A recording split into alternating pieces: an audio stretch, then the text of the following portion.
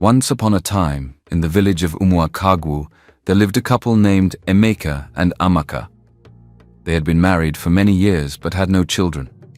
This made them very sad, and the people in the village whispered behind their backs. They said that Emeka and Amaka must have done something wrong to deserve such misfortune. One day the couple could no longer bear the weight of their sadness. They went to the sacred river, where the goddess Uhamiri was said to live. They knelt by the water and prayed with all their hearts. They brought gifts of cowries and palm wine, begging the goddess to bless them with a child. That night, the river goddess appeared to them in a dream. "I have heard your prayers," she said gently. "I will give you a daughter, but know this, she will be different. She will have great beauty, and many men will desire her, but beware. Those who want her for evil reasons will meet a terrible fate. They may lose their wealth, their minds, or even their lives. Her beauty will be both a blessing and a curse." The next morning, as Emeka and Amaka woke up, they spoke softly to each other about the goddess's words. "We finally have a child coming," Amaka said with joy. "I don't care about the warning. We've waited too long for this." Emeka nodded in agreement. "Yes, we will raise her well. That is all that matters. Let's focus on the gift we've been given." And so, they pushed the goddess's warning from their minds. All they wanted was a child, and they were ready to welcome her. Soon after, Amaka became pregnant, and Emeka and Amaka were overjoyed. When the baby girl was born, they named her Chika. As Chika grew, she became more and more beautiful. Her body was curvy, her face glowing, and everyone in the village talked about her. But no one knew the danger that her beauty would bring. As the years passed, Chika grew into a young woman, and just as the river goddess had foretold, her beauty was impossible to ignore. Her body became curvaceous, with a rounded backside that caught the attention of everyone who saw her. Wherever she went, men's eyes followed her, and whispers about her beauty spread far beyond the village of Umuakagwu. When Chika walked through the village, especially at the busy market, men stopped whatever they were doing just to stare at her. Her backside, full and perfectly shaped, was especially hard to ignore. Many tried to talk to her, offering sweet words and promises of wealth, hoping to win her heart. They brought her gifts, fine clothes, jewelry, and food, but none of these impressed Chika. She could see through their actions. All they cared about was her looks, not who she was inside. At first, Chika was confused. She wondered if something was wrong with her. Why didn't the men care about her thoughts, her dreams, or her feelings? She soon realized that the beauty that made her so admired also made her feel lonely. Men flocked to her, but none of them seemed to care about who she truly was. The warnings from the river goddess were coming true. Chika's beauty, especially her striking backside, attracted many, but for those with evil intentions, disaster awaited. Yet still, men kept coming, drawn in by her appearance, unaware of the dangers that followed. Despite all the attention, Chika felt trapped. She longed for something more, someone who would love her for who she truly was. But with every passing day, it seemed harder to find. One day, a young trader named Obinna arrived in the village of Umuakagwu. He was tall, hardworking, and had a quiet strength about him. Unlike the other men who immediately flocked to Chika, Obinna did not rush to praise her beauty or bring her extravagant gifts. He simply went about his business, selling his goods and treating everyone with kindness. Chika noticed him right away. He was different from the others. He didn't stare at her as though she were some rare prize to be won. This made her curious. She had grown used to men fawning over her, complimenting her curvy body and especially her rounded backside. But Obinna didn't seem interested in that. He treated her like a normal person, and this both surprised and intrigued her. One afternoon, while Chika was at the market, Obinna approached her.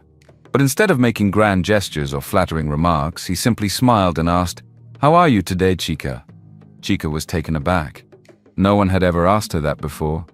"I'm fine," she replied, unsure of what to think. Obinna didn't bring up her beauty, her body, or her appearance at all. Instead, he asked her about her family, her life, and what made her happy. Chica found herself smiling. This was the first time someone had spoken to her like this, and it made her feel seen in a way she had never felt before. But Chica was also confused. Could Obina really be different from all the other men? Or was he just pretending to be kind? Was he hiding his true intentions like so many before him? She wasn't sure whether to trust him. At home that evening, as she sat with her thoughts, Chica remembered what her parents had always told her. "You are special, Chica," they would say. "You were given to us by the goddess herself. Never forget that." Her parents had never let her forget that she wasn't like other girls. The goddess had blessed her, but as she grew older, Chica started to see her beauty as a curse. Maidens her age were getting married, but she was only being approached by men filled with lust, not love. Men desired her body, especially her curvy figure and rounded backside, but none seemed to care about her heart. Chica had watched many of her friends find love and happiness, while she was left to deal with shallow admirers. She longed for something real, someone who would love her for who she truly was, someone who would still love her when her beauty faded. She realized it was time to seek the wisdom of the river goddess. If anyone could help her see the truth, it was the one who had blessed her parents with her life in the first place. Chica knew she needed to know who was genuine and who wasn't. She needed to know which man, if any, would stay by her side when her beauty was no longer what it was. Determined, Chica decided she would return to the sacred river to speak to the goddess. She hoped the goddess could guide her to find the love she had been searching for. Someone who would love her for her soul, not just her appearance. Chica knew she had to take action. Her beauty had brought her nothing but shallow attention and empty promises. She wanted something real, love that went beyond her appearance. And so, with a heavy heart, she returned to the riverbank where her parents had once prayed for her. With tears streaming down her face, she knelt by the water and called out to Uhumiri, the goddess who had blessed her parents with her life. "Please, goddess," Chica sobbed, "make me look ordinary. I don't want men to desire me for my body alone. I need to know who truly loves me for who I am inside, not just for my curves or my beauty." The river's surface rippled, and once again the soft glowing mist rose from the water. Uhumiri appeared before her, as calm and majestic as ever. Her eyes were full of understanding, and her voice was gentle, yet powerful. "You have made a difficult request, Chica," the goddess said, "but it is a wise one. You shall have your wish. From tomorrow, your beauty will disappear, and only those with true love in their hearts will stay by your side." Chica nodded, feeling a mix of fear and relief. She knew the goddess's decision would change her life forever, but it was what she needed. The next morning, when Chica woke, she felt a sharp pain in her body. It started with a slight weakness, but soon it became much worse. Over the next few days, she grew very sick. Her once curvy body began to shrink, and her flesh seemed to melt away. Her rounded backside, which had drawn so much attention, was no longer noticeable. The sickness made her thin and frail, and her face lost the glow that had once made her the talk of the village. As Chica's appearance changed, so did the way people treated her. The men who had once lined up outside her house, bringing gifts to outdo one another, slowly stopped coming. They no longer admired her as they had before. One by one they disappeared, losing interest in the woman they had once fought over.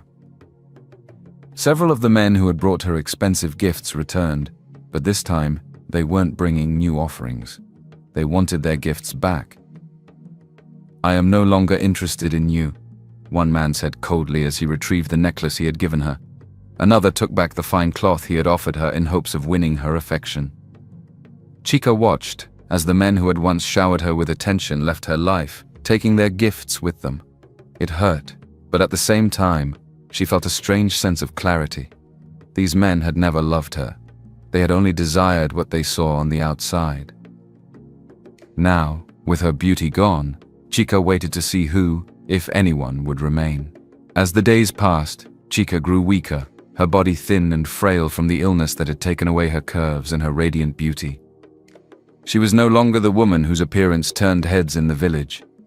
The men who had once fought for her attention had all vanished, taking back their gifts and empty promises. Chica was left alone, wondering if anyone would still care for her now that her beauty had faded. But one man remained, Obina. While the others had left, Obina still came to visit Chica. He didn't bring expensive gifts or try to impress her with lavish gestures. Instead, he brought simple things: herbs to help her sickness, a warm blanket when the cold nights grew unbearable, and food when she was too weak to cook. But most importantly, he brought kindness and companionship. He sat with her, talking to her the way he always had, as if nothing had changed. Chica, though sick and weary, found herself looking forward to Obina's visits. He didn't seem to care that she had lost her beauty. He still asked about her family, her thoughts, and her dreams. He made her laugh when she felt at her lowest, and he listened when she wanted to talk about her fears. He was the only one who didn't look at her with pity or disappointment. One evening, as they sat together outside her home, watching the sunset over the village, Chica couldn't hold back her emotions any longer. "Obina," she said softly, her voice filled with uncertainty. "Why do you still come to see me? I'm no longer the woman everyone admired. My beauty is gone. You could easily walk away like the others did." Obina looked at her with gentle eyes and smiled. "Chica, I never came to see you for your beauty. I came because of who you are, your kindness, your strength, and your heart. That hasn't changed, and it never will." Tears filled Chica's eyes as she heard his words. For the first time in her life, she felt truly seen, not for her looks, but for the person she was inside. Obina reached out and took her hand. "I don't care if your beauty fades or if it returns. I care about you, Chica. The person, not the appearance. I will stay by your side no matter what." Could this be the love she had prayed for? The one who would stay by her side even when her beauty was no longer there. As the days passed, Chica began to notice something unsettling. Her friends, those who used to flock around her when she was the most beautiful girl in the village, started to avoid her. At first it was subtle. They no longer visited her as often or invited her to join them at the market or village gatherings. Slowly they drifted away, and soon Chica realized that she was alone, except for Obina. Even Chidinma, her closest friend since childhood, had become distant. Chica couldn't understand why, but then the whispers reached her ears. Chidinma had gone behind her back to try and win Obina for herself. At first, Chica didn't want to believe it. Chidinma had always been there for her, or so she thought. But soon the truth became clear. Chidinma had been charmed by Obina's kindness and loyalty, and with Chica no longer the village beauty, Chidinma saw an opportunity to capture his heart. One evening, while Chica and Obina were sitting together under the Iroko tree, she decided to bring up what she had heard. "Obina," she began softly, "I've heard things about Chidinma. They say she's trying to win your heart. Is it true?" Obina looked at her with a steady gaze and a warm smile. "Yes, it's true. She has approached me many times, bringing food and trying to flatter me." Chica's heart sank. She had lost so many friends already, and now her dearest friend had betrayed her. "And what did you say to her?" she asked, her voice barely a whisper. Obina gently took her hand in his. "I told her that my heart belongs to someone with a kind and pure soul. Someone who has shown strength, even when the world turned away from her. I told her that person is you, Chica." Chica's eyes filled with tears, but they were not tears of sadness this time. They were tears of gratitude and love. She could hardly believe that, even after everything, Obina remained loyal to her. He loved her not for her beauty, which had long faded, but for who she was inside. "You are the only one who has stayed by my side," Chica said softly. "Even my friends no longer care for me. I used to think they loved me, but I see now they only loved what I looked like." Obina nodded. "True friends, like true love, don't fade when appearances change. Chidinma and the others may have turned away, but that doesn't matter. What matters is the person you are inside, and I love you, Chica, for that." As the days passed, Chica watched how the girls who once called themselves her friends no longer visited her or even greeted her in the market. They had drifted away one by one, leaving her with only Obina. But despite the betrayal, Chica's love for Obina only grew stronger. and so did her gratitude for the man who loved her for her heart, not her fading beauty. One night, Chica had a dream. She stood by the riverbank once again, and the goddess Uhamiri appeared before her, as radiant as ever. "Chica," the goddess said, her voice calm and wise, "you have found what you sought.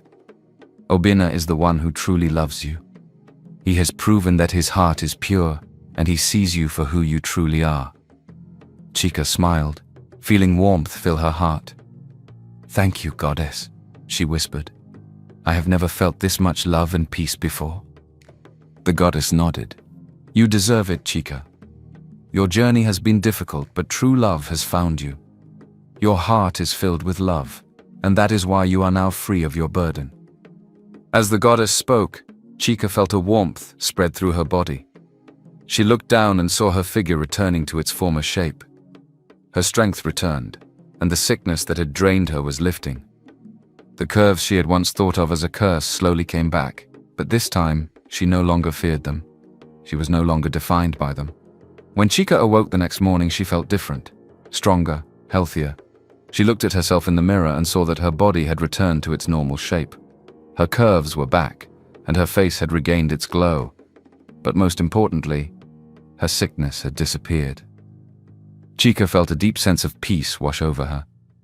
She knew now that her beauty didn't matter, because she had found someone who loved her for her heart, not just her appearance. And with Obina by her side, she was finally free to be herself. Her curvaceous body, her rounded backside, and her glowing face had all returned just as before.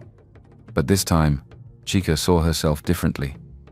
She knew now that her beauty was not a burden, because she had found something much more valuable: true love. Word spread quickly throughout the village that Chica's illness had vanished, and her beauty had returned even more radiant than before. But now people saw her not only as the beautiful girl they had once admired, but as a woman who had faced hardship and found love beyond the surface. Chica was no longer just a figure of desire. She was a symbol of strength, wisdom, and love. Obina, who had stood by her through everything, could hardly believe the transformation. But his love for her remained unchanged. Whether beautiful or frail, Obina had always seen Chica for who she truly was. And now, with her health restored, there was only one thing left to do: join their lives together in marriage. With her parents' full blessing, preparations for Chica and Obina's wedding began. Emeka and Amaka, overjoyed to see their daughter both healthy and loved, could hardly contain their excitement. They had prayed for this moment for so long, and now it was finally happening.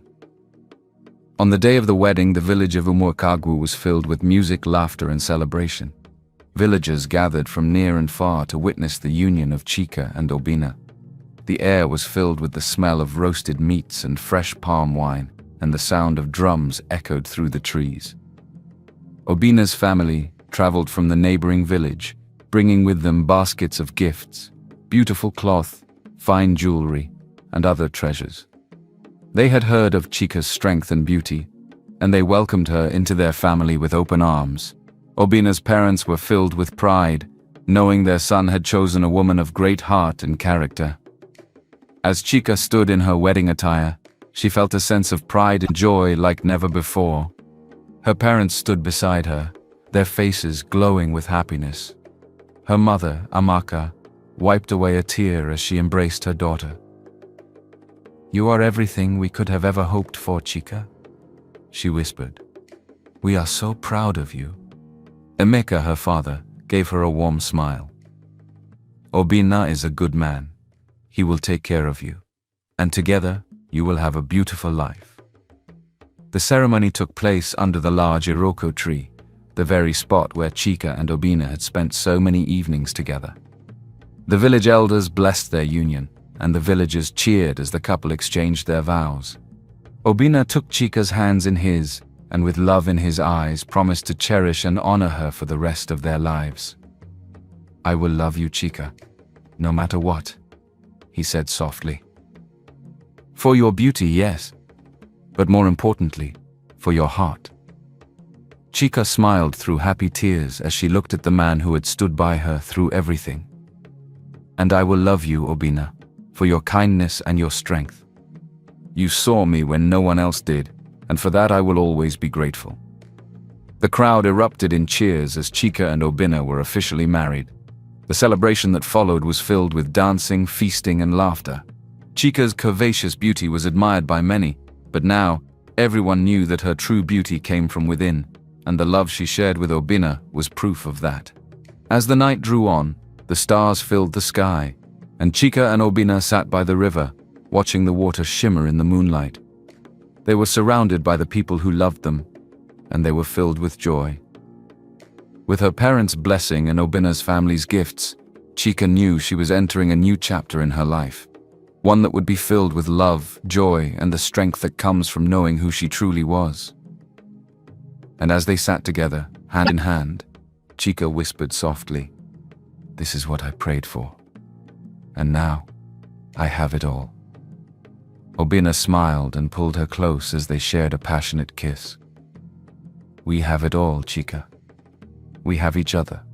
However, the story of Chika did not end with her marriage to Obina. Her beauty, which had once drawn so much attention, still captivated many, and men continued to desire her, even knowing she was now a married woman. They came from far and wide, filled with greed and lust, determined to possess her as if she were a prize to be won. These men, blinded by their own egos, saw Chika not as a person, but as a trophy, a symbol of power that would satisfy their desires and elevate their status. Some men attempted to charm her with riches, offering more wealth than Obina could ever give. Others tried to outshine Obina by boasting of their achievements and promises of a better life. They believed that with enough effort, Chika would leave her husband and fall into their arms. But these men were unaware of the curse that lingered for those who sought Chika with impure hearts. One by one, the men who tried to take her from Obina met terrible fates. Some lost their wealth overnight, their fortunes disappearing as quickly as their intentions had soured. Others found themselves losing their most prized possessions or losing their minds to madness. A few ventured into the deep forest, trying to find a magical solution to win Chika, and they never returned. The village began to whisper the warning once more. Chika's beauty, though admired by all, was not to be coveted by those driven by greed or lust. The men who pursued her with selfish motives faced the wrath of the curse, never to find happiness. Over time, men from all the neighboring villages learned that Chika's beauty was not something to be won, but something to be respected. Chika's story became a powerful reminder to all. Beauty may draw you in, but only a pure heart can keep you safe. Her voluptuous body and striking beauty had once made her the desire of every man in the village, but it was her heart that had won true love. Her life with Obina was proof to everyone that love built on physical attraction alone was weak and shallow. True love, like the bond between Chika and Obina, was deeper than the surface. As Chika and Obina continued their life together, their love only grew stronger. They shared everything: joys, struggles, laughter, and tears. Their connection was built not on the way Chika looked, but on the strength of their hearts.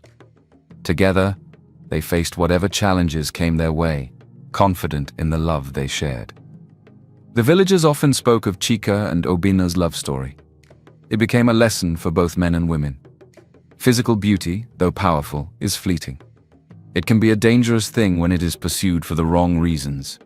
True love and genuine intentions must come from the heart, not from shallow desires or greed. Those who seek only what is on the surface will always fall short, but those who cherish the soul will thrive and find lasting happiness. Chika and Obina went on to have several children, raising them with the same values that had brought them together: kindness, loyalty, and love that went beyond appearances. Their home was filled with laughter and joy, and their children grew up hearing the story of how their parents had found true love in a world that often valued beauty over the heart.